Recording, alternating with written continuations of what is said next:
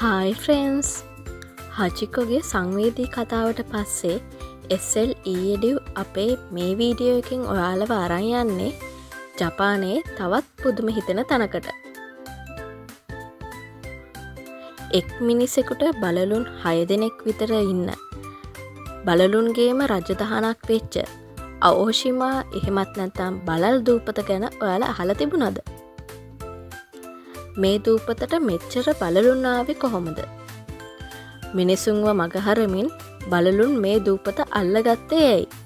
මේ ප්‍රශ්න හැම එකකටම උත්තර හොයාගන්න ඔයාලා මේ වීඩියෝ එක ඉවර වෙනකම්ම බලන්න ඕනේ.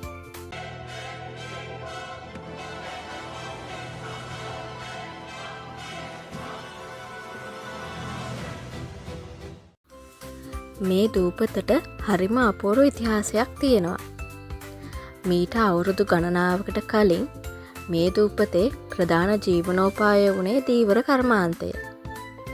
ඒ කාලේ මේ දූපතේ මීයන්ගෙන් දීවර දැල්වලට ලොකු හානියක් සිද්ධ වුණා. ඉතින් මේ මීයන්ව මර්ධනය කරන්න තමයි මුලින්ම බලලුන්ව මේ දූපතට හඳුන්වා දුන්නේ.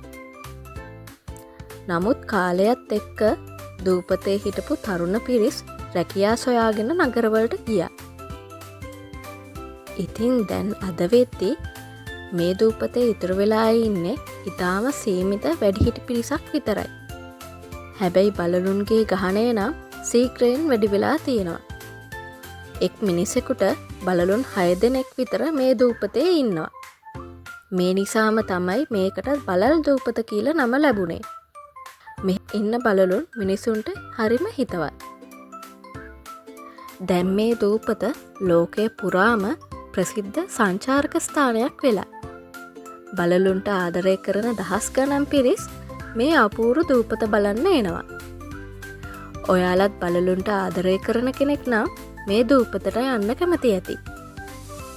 ඉතින් මේ ගැන ඔයාලගේ හිතේ තියෙන අදහස කමෙන්ට් එකක් දාන්න. තවත් මේ වගේ ලස්සන තැන් ගැන දැනගන්න අපේ SLEdu channel එක subscribe කරන්න. ඉතින් අපි ඉක්මනටම තවත් වීඩියෝ එකකින් හමු වෙමු.